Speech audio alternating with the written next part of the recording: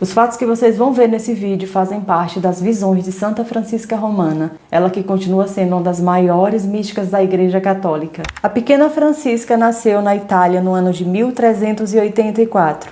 Ela era a filha do Paolo e da Jacobella, um casal muito rico de Roma, porém o dinheiro nunca importou muito para ela. Ao longo da vida, Santa Francisca Romana teve várias visões, algumas foram do céu, do inferno e outras do purgatório. Foram visões espetaculares que ficaram conhecidas no mundo inteiro. E hoje eu vou contar para vocês um pouco das penas que ela viu para cada pecado capital no inferno. Para quem não sabe ou não se lembra, os pecados capitais são 7. O orgulho, a ira, a avareza, a inveja, a preguiça, a gula e a luxúria.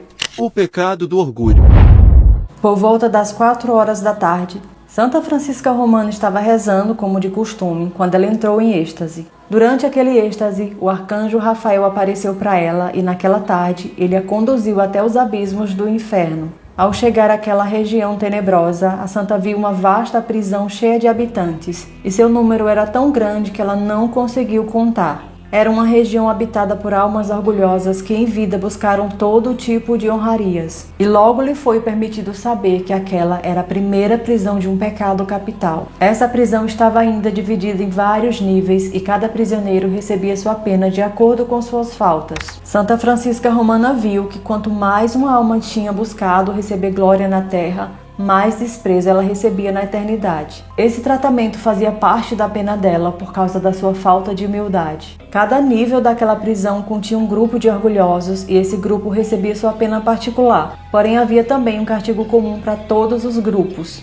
No meio dessa prisão se encontrava um leão enorme de bronze incandescente e sua boca estava escancarada. Isso permitia que a santa visse seus dentes afiados que pareciam navalhas. A barriga daquele leão também impressionou Santa Francisca porque ela viu animais peçonhentos dentro dela, principalmente serpentes. Os demônios encarregados de castigar aquelas almas orgulhosas faziam questão de lançar cada uma delas para o ar. Eles faziam isso de maneira que elas terminassem deslizando para dentro da garganta da fera. Santa Francisca reparou que, uma vez dentro da barriga do leão, o prisioneiro era atacado pelos animais peçonhentos que estavam ali e depois ele era jogado para fora. Os demônios esperavam aquela alma sair do leão para começar tudo de novo. Aquele era um tipo de jogo que não acabava nunca. O pecado da ira.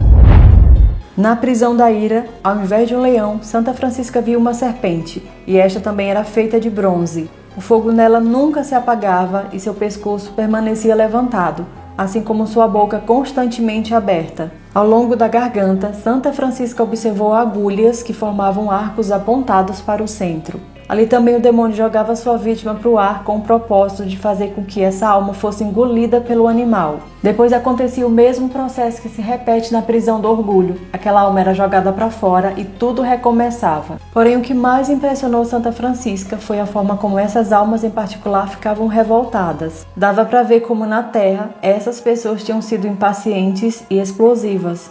Na alegria do paraíso, um santo é o espelho do próprio Cristo. A luz do Senhor brilha na alma e ela se torna um farol reluzente. Entretanto, no inferno, o remorso rumina o pecado e aquela alma vai viver nessa escuridão eternamente. Santa Francisca lembra que naquela parte foi onde ela mais escutou blasfêmias.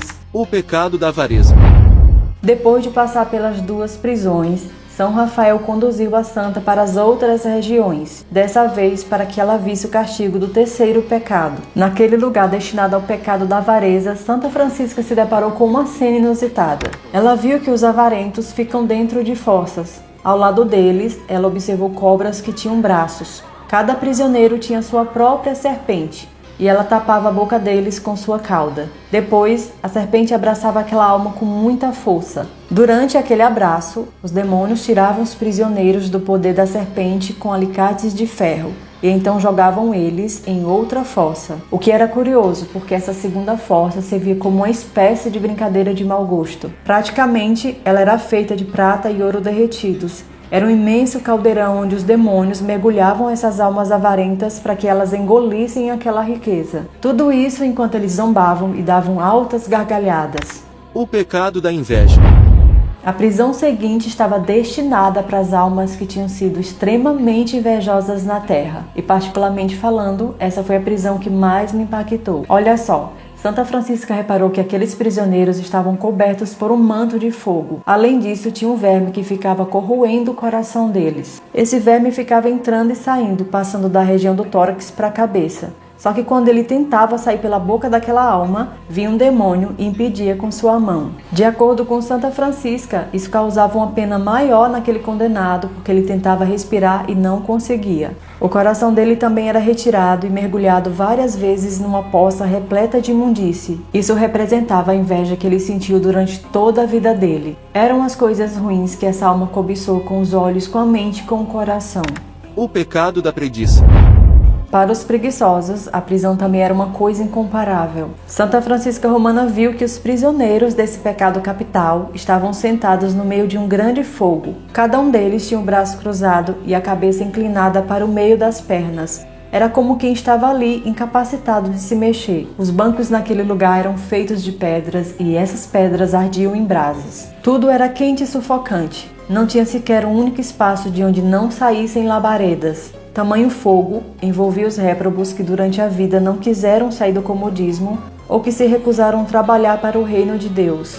Foram pessoas que quiseram evitar a fadiga a todo custo, sempre evitando o compromisso ou deixando para depois as coisas importantes. Foram pessoas que não fizeram nada somente por preguiça e todas elas que estavam ali, elas tinham plena consciência disso. Todas as penas daquela prisão eram porque as almas perderam tempo e desperdiçaram a vida com nada. Elas nunca tinham pedido a Deus a graça de não desperdiçar a vida, de passar a existência com propósito, uma vida reta e digna. Elas também nunca tinham servido nem quiseram ajudar ninguém. E como elas também recusaram a divina misericórdia, havia outra parte naquela punição, que era basicamente um acréscimo na pena. Esse acréscimo servia para punir os maus pensamentos que só aconteceram por causa da mente vazia. Para evitar esse tipo de tentação, os santos sempre falaram da importância do trabalho. São Bento até vai dizer que é preciso manter as mãos e a mente ocupadas, que o ócio é uma das ferramentas do demônio para perder as almas, fazendo com que elas caiam pouco a pouco no desânimo e na falta de esperança.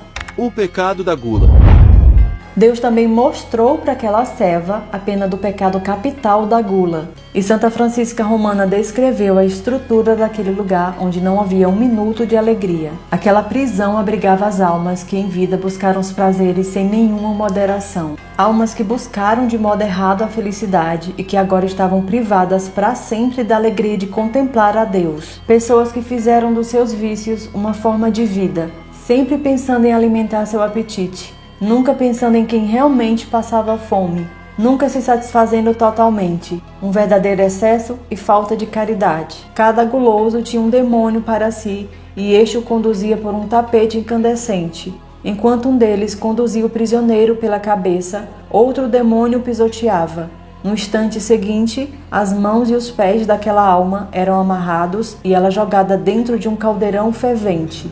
Depois, a alma era mergulhada em outro caldeirão de água quase congelada. A pena dos gulosos, nesta morada, é o excedente do calor e do frio. Eis, portanto, para onde vos conduziram as vossas intemperanças. Doravante tereis por comida serpentes e por bebida fogo. O pecado da luxúria.